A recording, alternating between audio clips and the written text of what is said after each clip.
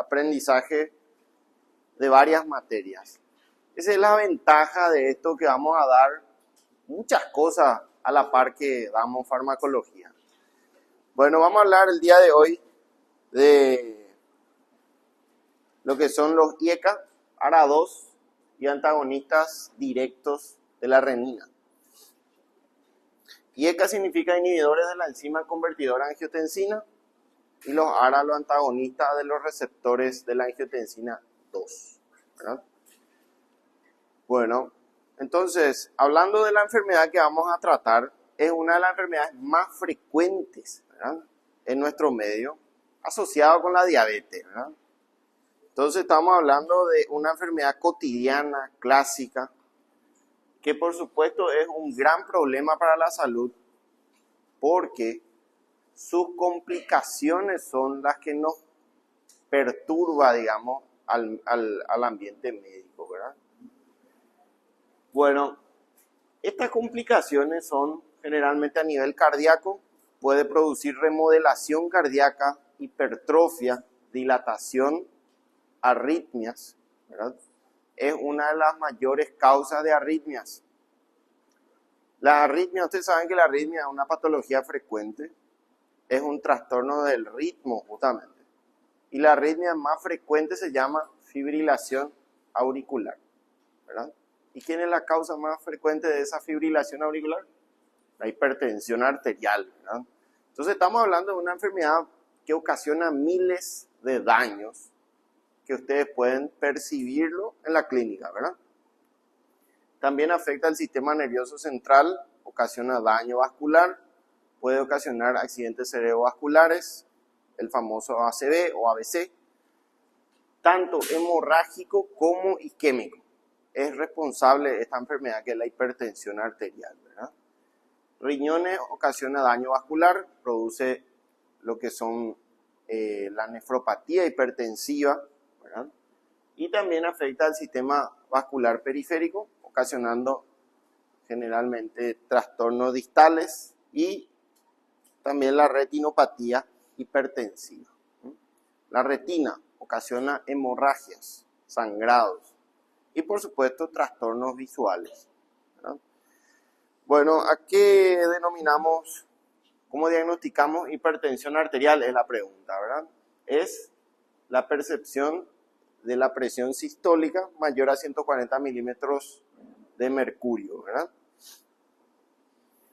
Esta toma tiene que ser por lo menos 2 veces en días distintos. Por ejemplo, le toman la presión un día viernes, sexta-feira hoy, y el lunes otra vez.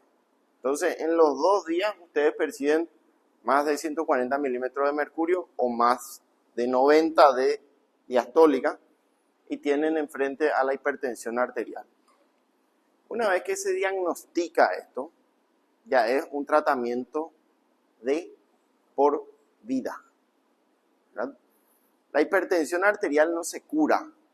No es que milagrosamente se va a curar. No existe eso. El tratamiento es toda su vida, ¿verdad? Bueno, siempre digo que hay que tener en cuenta que cada milímetro, ese 141, 1 milímetro de mercurio ocasiona daño orgánico, ocasiona daño vascular. Entonces, teniendo ese conocimiento, ¿cuál va a ser el objetivo? Sacarle de las cifras tensionales elevadas. ¿Por qué? Porque va a ocasionar daño. Y el daño es acumulativo. Bueno, con esta enfermedad se puede vivir muy bien, siempre y cuando ustedes sepan la gravedad de esto y le transmitan a su paciente el día de mañana, ¿verdad? Le convenzan: mira señora, esto es una enfermedad grave, necesito que tomes en serio tu tratamiento, me sigas y vamos a estar súper bien, ¿verdad? ¿Qué pasa? El médico no le explica bien a los pacientes, o el médico luego no sabe, que es otro problema. Que si superamos estas cifras vamos a tener problemas de aquí a 1, 5 o 10 años, ¿verdad? Bueno, esto es lo clásico, la clasificación de la presión arterial elevada. Fíjense el objetivo. Toda enfermedad tiene un tratamiento y tiene un objetivo terapéutico. ¿Cuál es el objetivo de ustedes en la presión arterial alta? Llegar a lo normal. O sea, mantener cifra menor a 120/90. O 12/8, ¿verdad? Fíjense que muchos dicen que la presión normal es 120/80. No es 120/80, es menor a 120/80. ¿Verdad? O sea, lo que queremos es que se ingrese por debajo de 120/80. No llegar a 12/8, ¿verdad? Hay un estado que se llama prehipertensión, que es entre 120 y 139 de presión sistólica y 80 y 89. En este estado prehipertensivo se puede todavía recuperar, ¿verdad? Hay un potencial de reversibilidad. ¿Cómo? Cambiando la dieta, ¿verdad? Estableciendo dietas hiposódicas, bajo sodio, quitando la sal, quitando las grasas saturadas y haciendo ejercicio, básicamente cambiando el estilo de vida. Podemos recuperar otra vez lo que es lo normal, sin terapéutica, sin tratamiento, ¿verdad? Una vez que se diagnostica hipertensión arterial, esto ya es prácticamente muy poco probable que revierta, ¿verdad? Entonces estamos hablando de 140 a 159 de sistólica y 90 a 99 de diastólica. Grado 1. Grado 2 es 160 o más, dice, pero en realidad llega a un punto que es 180 y 100 a 110. Después hay algo que llega a un techo que se llama urgencia hipertensiva. ¿Ya escucharon hablar de eso? ¿Sí, verdad? Urgencia. Muy bien. Más de 180 o igual y más de 110 milímetros de mercurio, ¿verdad? No es miligramos, por si acaso. Porque hace poco se aplazó un alumno y le comenté que puso miligramos, ¿verdad? Bueno, urgencia es cuando supera esta cifra y hay algo que se llama emergencia, ¿verdad? ¿Quién es más grave? Emergencia. Muy bien, lesión orgánica. ¿Cómo podemos saber que tuvo una lesión orgánica? Bueno, un dolor precordial intenso, ¿verdad? Irradiación a brazo izquierdo, es un infarto agudo de miocardio, es una emergencia. Viene con una plejía de la cara, de la comisura labial, una CV, es un daño orgánico, ¿verdad? Viene confuso, ¿verdad? Viene confuso, no sabe dónde está, es un daño orgánico, una emergencia, ¿verdad? Una emergencia. Entonces, ustedes son los que categorizan esto. Ahí no dice eso, no dice urgencia ni emergencia porque es una clasificación especial de las complicaciones de la hipertensión arterial. Muy importante que sepan acá, 180, 110, y ustedes dicen no hay todavía daño orgánico, pero puede haber, si ustedes no le quitan de esta cifra y entran en este grado. ¿Qué pasa? ¿Cómo podemos poner un ejemplo? Si ustedes no controlan la presión arterial, supongamos que sea 200, para ser exagerado, ¿verdad? 220, 140. Viene un paciente junto a ustedes. Le evalúan y denotan que no tiene ningún daño orgánico todavía, pero puede tener. Imagínense que ustedes tienen un automóvil y empiezan a inflar la rueda, ¿verdad? Empiezan a inflar. ¿Qué va a ocurrir en algún momento si no paran de inflar? Va a explotar, ¿verdad? Lo mismo ocurre con los vasos sanguíneos, ¿verdad? Es como si fuera que está inflando la arteria y en algún momento no va a poder resistir y va a estallar, ¿verdad? Eso ocurre principalmente en el cerebro, y hay un ACV hemorrágico, ¿verdad? Hay lugares donde son más frágiles los vasos sanguíneos. ¿Dónde es más frágil los vasos sanguíneos? ¿Dónde son más susceptibles a romperse? En los ganglios basales se llama, ¿verdad? Los ganglios basales en el área talámica. Ahí sangra muchísimo, ¿verdad? El 80% de los ACV hemorrágicos son centrales o talámicos o tálamos capsulares se llaman, ¿verdad? Entonces, ¿qué va a ser su reacción ustedes como médicos si reciben esta presión? Tienen que tratar de bajar lo más rápido posible en un plano lineal, no bajar bruscamente, ¿verdad? Entonces, bajar en una línea de descenso prudente, pero van a usar terapia por vía oral o terapia endovenosa. Endovenosa, ¿verdad? Porque lo que no queremos es que se convierta en esto. Recuerden que si le dan su captopril, su lisinopril o lo que sea, va a tardar tiempo, se va a venir acá, se va a liberar, se va a absorber, después recién va a hacer efecto, ¿verdad? Sin embargo, acá usamos terapia endovenosa directa. Vamos a ver que no tenemos muchos fármacos disponibles por vía endovenosa, muy limitado, y hoy vamos a ver uno, ¿verdad? Bueno, hasta acá bien, ¿verdad? ¿Se entiende? Más o menos cómo es el manejo. Ustedes ya se tienen que poner en el lugar del terapeuta, ¿verdad? El que va a tratar la enfermedad. Bueno, esta clasificación tienen que aprenderse. No voy a preguntar en el examen, pero el año que viene sí. Así que es mejor que se aprenda nomás ya este año, ¿verdad? Bueno, este es el centro de la hipertensión arterial, ¿verdad? El sistema renina-angiotensina-aldosterona.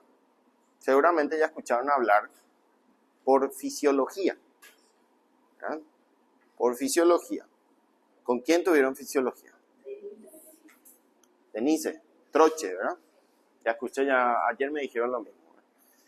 Bueno, ustedes saben que este es un sistema de alarma, un sistema de defensa renal. Vamos a dibujar. Bueno, no soy Van Gogh, ¿verdad? Pero vamos a suponer que esta es la arteria aorta abdominal, ¿verdad? Y da sus ramas renales. Y tenemos el riñón acá. Bueno, supongamos que el paciente entra en shock. ¿Qué era shock? Son términos muy utilizados. Shocky, ¿verdad? ¿Qué es lo que es shock? Hay varias clasificaciones. Me van a decir shock hemodinámico, anafiláctico, distributivo, etc. Pero yo quiero saber qué es lo que es. Es colapso cardiovascular. Si ustedes se ponen a analizar rápidamente, dice cardiovascular, quiere decir que el corazón falla y el sistema vascular se dilata. Si ustedes dilatan el vaso sanguíneo, ¿qué va a ocurrir? Va a caer la presión. Siempre tienen que comparar como si fuera que agarran una manguera. ¿Conocen la manguera que tiene agua, verdad? Si ustedes sueltan el dedo, el flujo es más lento y va más cerca. Si le ponen el dedo, va a presión, ¿verdad? Lo mismo ocurre en el vaso sanguíneo, ¿verdad? Si se contrae, más presión. Si se dilata, menos presión, pero en este caso hay un colapso bilateral, o sea, colapsa el corazón y colapsa el sistema vascular. Vasoplejía, vasodilatación. ¿Qué tienen en común? Hipotensión. Hipotensión. Acá viene la arteria. Fíjense que es un gran calibre la arteria renal. ¿Por qué? Porque el riñón es un órgano que necesita altas presiones para filtrar sus glomérulos, que son miles, para poder hacer el filtrado glomerular. Entonces tiene una arteria aferente y una arteria eferente y entran en un círculo que es el glomérulo, ¿verdad? Y hace una vuelta acá hasta que finalmente sale en un espacio glomerular que es el espacio urinario de Bowman, ¿verdad? Lo que más quiero saber es, en estas áreas de la arteria aferente hay unas células especializadas que se llaman células juxtaglomerulares. ¿Se recuerdan? Genial. Estas células tienen la capacidad de alertar ante la caída de la presión arterial. ¿Por qué? Porque él se tiene que defender. El riñón piensa solamente en él. No le importan los demás. Entonces él piensa en salvarse solamente él. ¿Por qué? Porque si cae la presión, tiene 3 formas de activar el sistema de alarma. ¿Cómo se llama la alarma? Se llama renina, angiotensina, aldosterona, ¿verdad? Bueno, tenemos por un lado, este no funciona tan bien. Estas células juxtaglomerulares pueden activar el sistema de alarma mediante unos quimiorreceptores.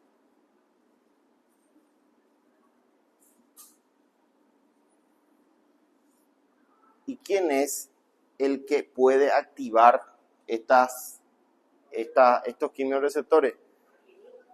Muy bien, hay unas células que están en inmediaciones cerca de las células juxtaglomerulares y es el encuentro posterior con un túbulo que se llama mácula densa. ¿Se recuerdan? Por acá pasa, por atrás pasa un túbulo y acá donde se encuentra hay una célula que se llama mácula densa. No son células juxtaglomerulares, son mácula densa, otra cosa. Bueno, las máculas densas son susceptibles a los cambios del sodio. Sodio. ¿Qué quiere decir? Que si tiene mucho sodio, tiene mucha agua y tiene mucho volumen. Entonces van a inhibir la secreción de renina. Si colapsa, porque hay poco sodio, va a liberar mayor cantidad de renina y va a hacer este circuito, ¿verdad? Entonces, el primer estímulo de las células juxtaglomerulares es quimiorreceptores de la mácula densa gracias al sodio. Es ahí donde le dicen a un hipertenso, por favor reduzca la cantidad de sodio en su dieta, porque el sodio condiciona esta situación y desacomoda el sistema renina, angiotensina, aldosterona. Entonces es recomendable que no excedan el sodio. ¿Verdad? Ahí se justifica. Segundo, estábamos hablando de la manguera, de un dispositivo que transcurre agua a su través. Si nosotros dilatamos eso, se va a dilatar, va a disminuir la presión, ¿verdad? A su vez, si se dilata, quiere decir que recibe mucho volumen, ¿verdad? O sea, está recibiendo mucha carga hídrica, mucha presión hidrostática. Entonces, si hay mucho volumen, inhibe la renina negativa. Porque recibe mucha presión, mucho volumen, entonces dilata estas células juxtaglomerulares. Sin embargo, si cae, si colapsa, si se achica, si disminuye el calibre, dice, tengo poco volumen, necesito más presión y ahí libera renina positiva. ¿Entienden? Este segundo estímulo son los vasoreceptores.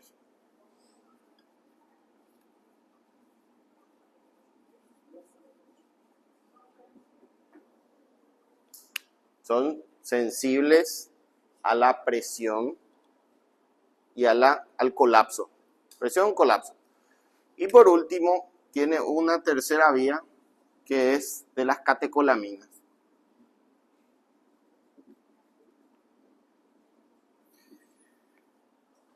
Si, por ejemplo, ustedes tienen un shock, un colapso cardiovascular hipovolémico, porque tuvieron un accidente y voló el brazo.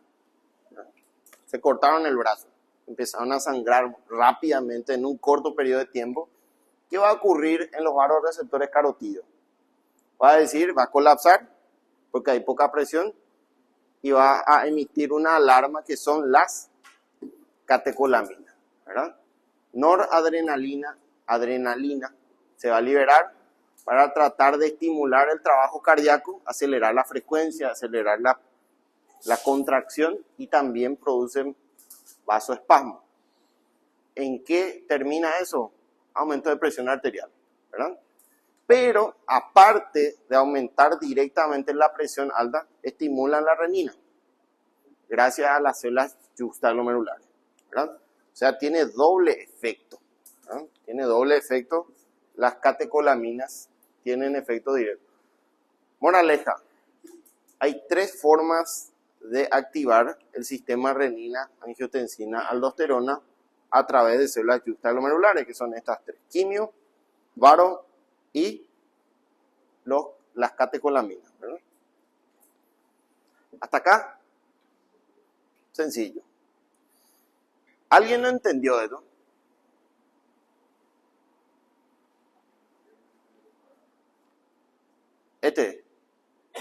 Segundo. La 3, A los 3 no entendiste. Muy bien. El primer punto es quimioreceptores, que son sensibles al sodio, dijimos. ¿Por dónde pasa el sodio? Por atrás, por el túbulo. Si hay poco sodio, significa que hay poco volumen. Si hay poco volumen, hay poca presión, entonces libera renina para aumentar esa presión. Es el primer punto de estímulo de este sistema renina-angiotensina-aldosterona. El segundo son por vasoreceptores. Si se distiende la arteria aferente, por ende las células juxtaglomerulares, dice tengo mucho volumen, tengo buena presión y no voy a liberar renina. Sin embargo, si eso colapsa, significa que hay deshidratación, ¿verdad? Hay hipovolemia y necesito más volumen, libera renina. Renina positiva. ¿Qué va a hacer la renina? Ahora vamos a ver, ¿verdad? Y tercero son por catecolamina, por circulación de noradrenalina y adrenalina, que son respuestas generalmente de alarma del sistema general carotídeo, o sea, del sistema arterial carotídeo principalmente. Bueno, y ahora entramos en este sistema, que es la base de la hipertensión arterial, ¿verdad? Bueno, acá vemos que la volemia, que es el volumen intravascular o la presión hidrostática según la biofísica, la renina es secretada de una hormona que se encuentra y puede producirse únicamente por las células juxtaglomerulares. ¿Cómo se puede activar? Por esos 3 mecanismos, ¿verdad? Pueden ser por conjunciones o de manera independiente.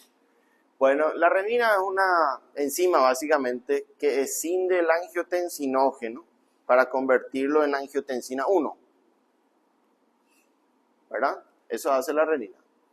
Y después viene una enzima que se llama ECA, que es la enzima convertidora de angiotensina, que convierte angiotensina 1 en 2. Y ahí está el problema. Esta angiotensina 2 es un potente vasoconstrictor. La angiotensina 1 no lo es, pero la angiotensina 2 sí. Potente vasoconstrictor, potente fibrosante, estimula los factores de crecimiento tumorales, los factores de crecimiento fibroblástico, induce fibrosis, induce remodelación, induce hipertrofia. O sea, imagínense todo lo que ocurre gracias a esta hormona, a este componente que es la angiotensina 2. Aparte de inducir todo eso, hace que se convierta la aldosterona, que aparezca la aldosterona en sangre, y ustedes saben que la aldosterona reabsorbe sodio y agua. O sea, aumenta el volumen intravascular. ¿Entienden? Básicamente todo un sistema de hipertensión por vasoconstricción y por sobrecarga de volumen. ¿Por qué es por vasoconstricción?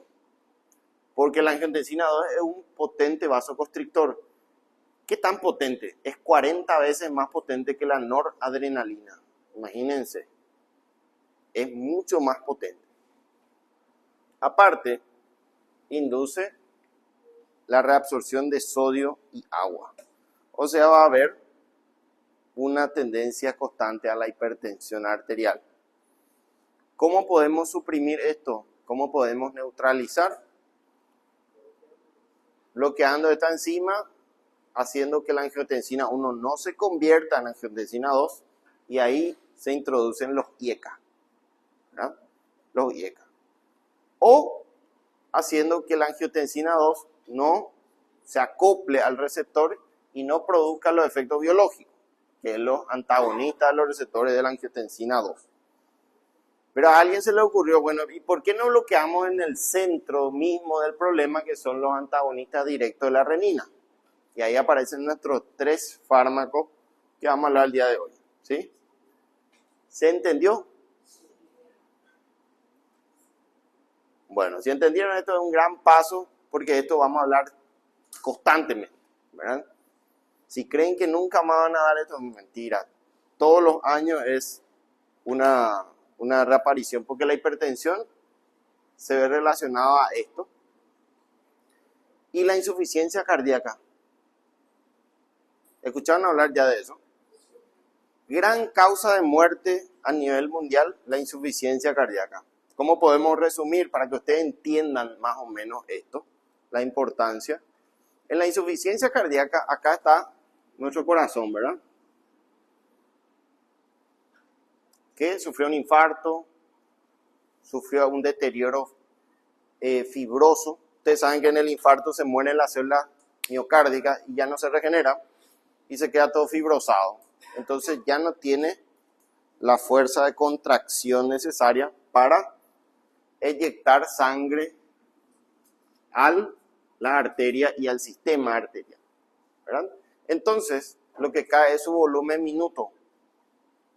Tiene un volumen que sale por minuto por cada sístole. Entonces, eso se mide en fracción de eyección, ¿verdad? Lo normal, ¿cuánto es la fracción de eyección normal? ¿Cuánto? Se mide en porcentaje. Más de 65%. Más de 65% es lo normal. ¿Qué quiere decir eso? Que una insuficiencia cardíaca tiene que estar por debajo de esto. Hoy en día las guías ya tienen en cuenta insuficiencia cardíaca con fracción de eyección conservada. O sea, ya hay insuficiencia cardíaca que su fracción de eyección está bien. Pero vamos a ser muy exagerados. Y hay pacientes que tienen esto, 25% de fracción de eyección. Imagínense cuánto por ciento falta por cada ciclo cardíaco. Entonces, ¿le va a llegar suficiente presión al riñón? No. No le va a llegar la presión necesaria. ¿Y qué va a hacer? Va a prender la alarma del sistema renina-angiotensina-aldosterona. Y fíjense lo que va a ocurrir. Va a devolverle mucha agua y sodio a un corazón que está fallando. Es como si fuera que ustedes vienen del mercado con unas bolsas pesadas y viene su compañero queriéndole ayudar, que es el sistema renina, y en vez de decirle, tráeme una bolsa, te tira más bolsa encima, ¿verdad? Y te vaya todo así, ¿verdad? Entonces, eso es lo que ocurre en la insuficiencia cardíaca. ¿Sería prudente suspender el sistema renina-angiotensina-aldosterona? Sí, porque esas bolsas que te tiran encima van a desaparecer y vas a sentirte mucho más fuerte. Entonces, es el pilar del tratamiento de la insuficiencia cardíaca. ¿Por qué? Porque básicamente esto empeora el corazón. Bueno, genial. ¿Me están entendiendo aparentemente? ¿Ya? Buena señal.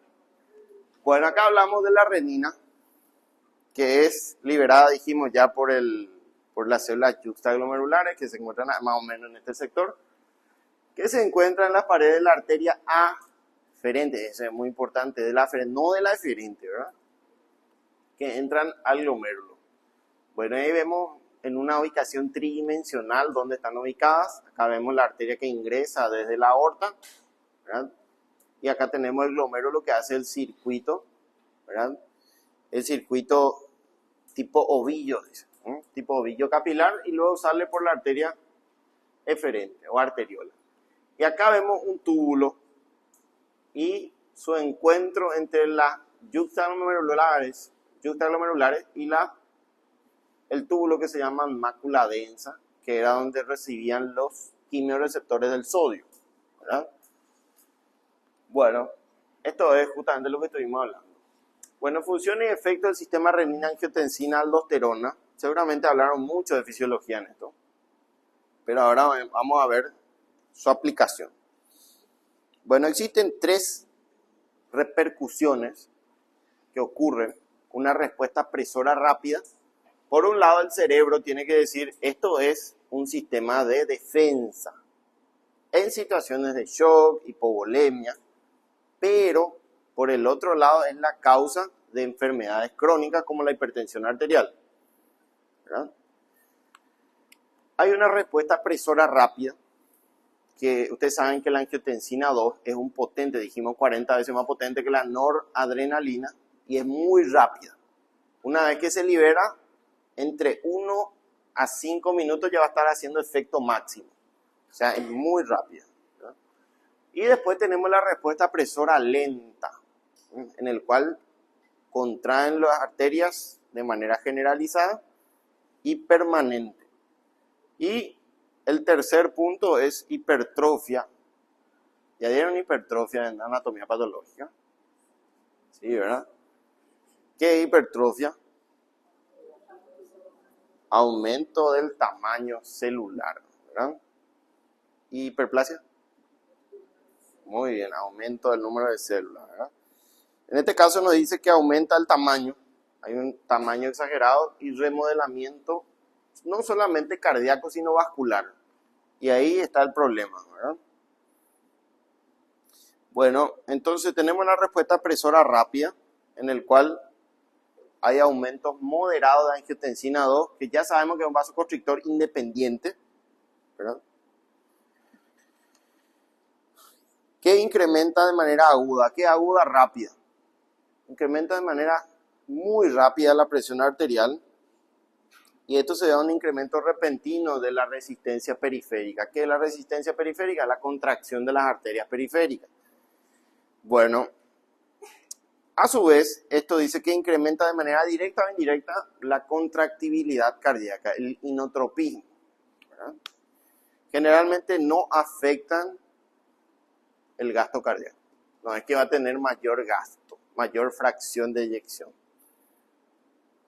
Bueno, después tenemos la respuesta presora lenta, en el cual se ve gracias a la endotelina 1, que es un vasoconstrictor vascular, que ayuda a estabilizar, dice, de manera crónica la presión arterial. Y eso es lo que va a producir un daño cardiovascular.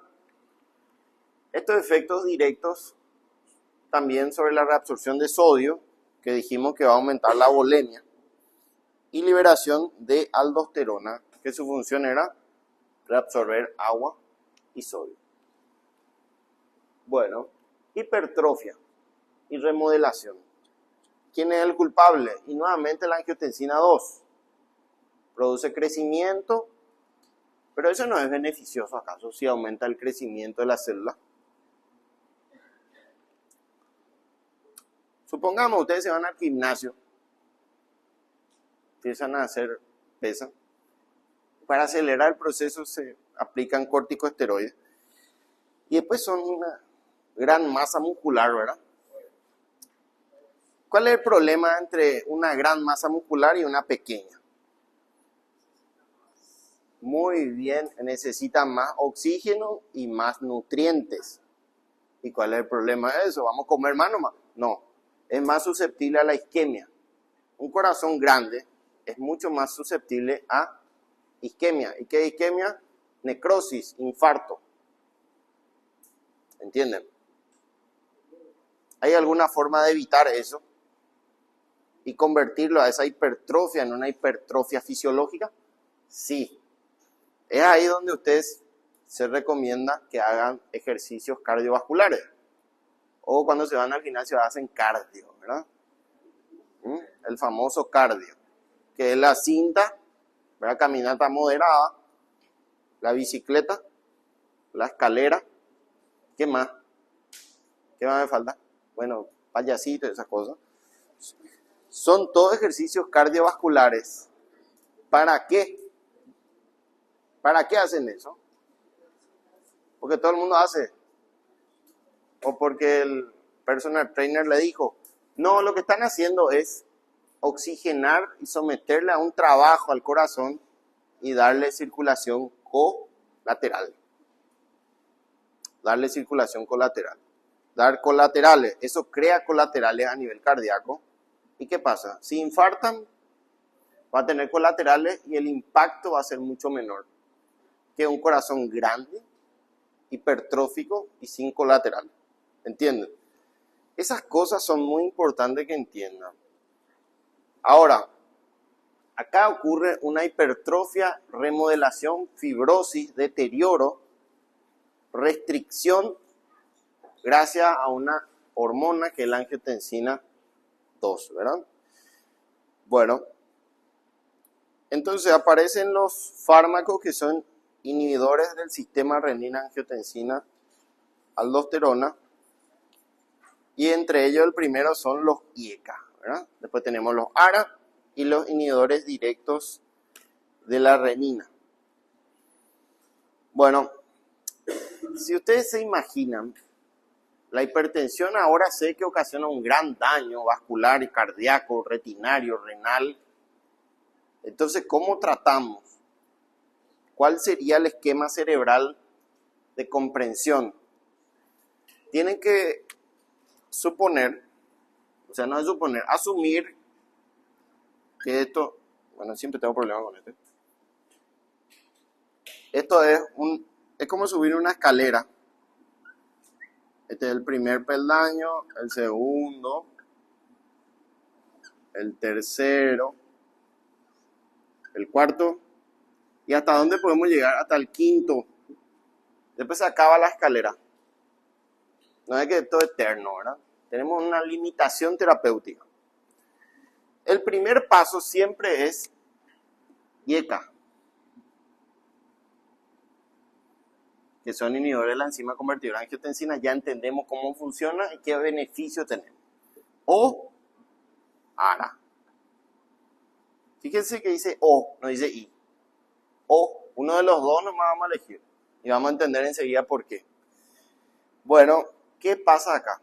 Viene un paciente con hipertensión arterial diagnosticada porque ustedes le midieron con el esfingomanómetro y da 150-90 en 2 tomas distintas de día.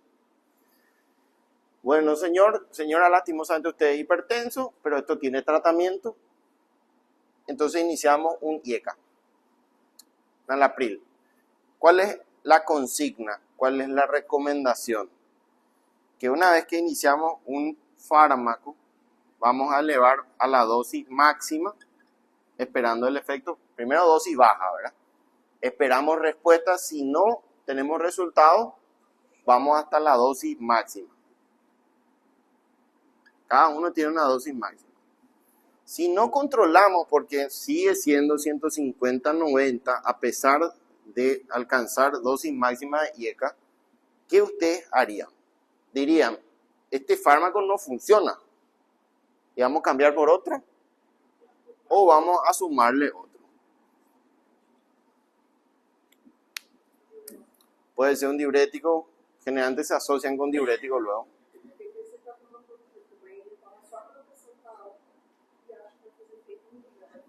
Bueno, ahí tenemos los pacientes que no entienden lo que se les dice, ¿verdad? O quieren hacer lo que ellos quieren, pero así no funciona esto. El paciente tiene que hacer lo que ustedes dicen, porque saben que cada grado, 1 milímetro de mercurio que sube ocasiona un daño vascular o un reacomodamiento cardíaco. Entonces, ¿qué harían ustedes? ¿Suspender porque no funciona y cambiar por otro? o sumar. Él dijo sumar. Entonces eso es lo que se hace. No retiramos el fármaco. Se queda a dosis máxima y le agregamos otro, que suelen ser los calcio antagonistas. Hay una excepción que en este caso funcionan muy bien con los diuréticos, ¿verdad? Pero este es el siguiente paso. Calcio antagonista, tercero, beta bloqueantes, cuarto, diuréticos. Y quinto, son los simpáticos líticos de acción central que vamos a dar más adelante. Y todo se suma. Ninguno se retira a no ser que haya un efecto adverso que no es pausible de tratamiento o de compensación, ¿verdad? Entonces es una escalera que vamos siguiendo hasta conseguir el objetivo. ¿Cuál es el objetivo? Bajar por debajo de 120-80 milímetros de mercurio la presión arterial. Mientras no consigan eso, van sumando. Supongamos, llegó con calcio antagonista a 110-70 la presión. Entonces está controlada la presión. Hasta ahí llegamos, ¿verdad? Un IECA más un calcio antagonista. Ese va a ser el tratamiento de nuestro paciente de por vida. Y va monitorizando cada 1 o 3 meses el comportamiento de la presión arterial. Bueno, y la pregunta es, ¿qué pasa cuando llegamos al quinto lugar? ¿Qué hacemos? ¿Verdad? ¿Hay personas que no controlan la presión arterial en el quinto puesto? Sí, hay personas que no controlan. Y ahí surge una pregunta. Esto es hipertensión primaria o esencial, porque esto es hipertensión esencial. Es el tratamiento de la hipertensión primaria. Entonces nos preguntamos, esto es secundario, ¿verdad? Y buscamos causas de hipertensión secundaria, porque algo está fallando, ¿verdad? ¿Cuáles son las causas? Feocromocitoma, que es un tumor productor de catecolaminas. Buscamos que no haya un tumor ahí suprarrenal. ¿Qué más? Hiperaldosteronismo. Hay una enfermedad que produce demasiada aldosterona, reabsorción de sodio y agua. O generalmente el hiperaldosteronismo primario o secundario. Y también el tumor productor de catecolamina, ¿verdad? Bueno, entonces vamos a hablar a modo de introducción a lo que es IECA, inhibidor de enzima convertidora de angiotensina. Dijimos que la renina lo que hace es convertir el angiotensinógeno en angiotensina 1, da el inicio de este proceso, y la enzima convertidora de angiotensina lo que hace es convertir la 1 en 2. Atiendan bien porque esto tiene tendencia a confundirse, ¿no? Bueno, esto es a nivel renal, ¿verdad? Y luego esta angiotensina 2 se encastra en el receptor de angiotensina tipo 1, porque hay dos tipos de receptores de angiotensina, tipo 1 y tipo 2. Los efectos biológicos de lo que es la angiotensina 2 se ve por esta recepción, ¿verdad? Y acá hay un camino alternativo que también la angiotensina o la enzima convertidora de angiotensina se encarga de degradar las bradicininas. ¿De dónde? Y pulmonares, ¿verdad? Por ejemplo, las bradicininas son un producto inflamatorio que si se acumula ocasionan un problema. La tos, ¿verdad? Que vamos a ver más adelante. Por eso es que muchos IECA producen acúmulo de bradicinina pulmonares. Bueno, ¿de dónde surgió esto? En 1960. En realidad ya en 1890 aproximadamente ya se dieron cuenta que partículas renales producían hipotensión, pero finalmente se dieron cuenta que ahí tenemos una serpiente que es la cascabel, ¿verdad? O Crotalus, ¿verdad? O Crotalus, su nombre médico. Bueno, que se dieron cuenta que el veneno de la serpiente intensifica la bradicinina, que finalmente producían efectos hipotensores, ¿verdad? Que estas cininasas y ECA tenían la capacidad de frenar la angiotensina 2 y producir un descenso de la presión arterial.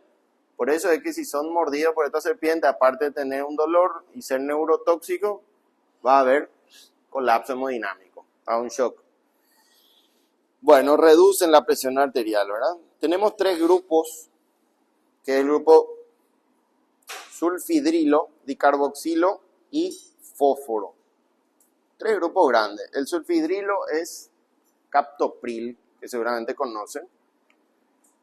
El dicarboxilo es un ejemplo, es el enalapril, muy utilizado acá en nuestro medio. Y el fósforo, que es fosinopril. Bueno, justamente los IECA difieren por potencia. Uno es más potente que otro, pero realmente no hay una gran variabilidad. Inhibición primaria con efectos directos sobre un metabolito activo, ¿sí? Y también tiene variación en la farmacocinética. Su vida media, su biodisponibilidad, su interacción con alimentos, todo eso es cinética. Y nos dice, la mayoría son profármacos, no son fármacos activos, que una vez que pasa por el hígado, se convierten en fármacos activos, ¿verdad? Que son incluso 100 a 1000 veces menos potentes que el metabolito activo, si son fármacos desde un principio activo. Y acá nos ponen lo que son captopril y lisinopril, son fármacos activos ya de por sí. Son las únicas excepciones, ¿eh? El resto son todos profármacos. Bueno, la mayoría de ellos son eliminados por el riñón, ese es un problema, ¿verdad? Porque si hay falla renal, esto se tiene que reajustar o considerar su suplementación o su sustitución. En ese caso sí suspendemos, si hay una contraindicación. Y una de ellas es falla renal. Falla renal. Vamos a ver que hay más. Bueno, ya sabemos cuál es su función. Inhibe la enzima convertidora angiotensina, ¿verdad? Y también se involucra en el metabolismo o la degradación de bradicinina, que la enzima responsable de eso es el ECA. Bueno, ya están todos nerviosos ya. Vamos a tener un receso. Ya hay parkinsonismo, ¿verdad?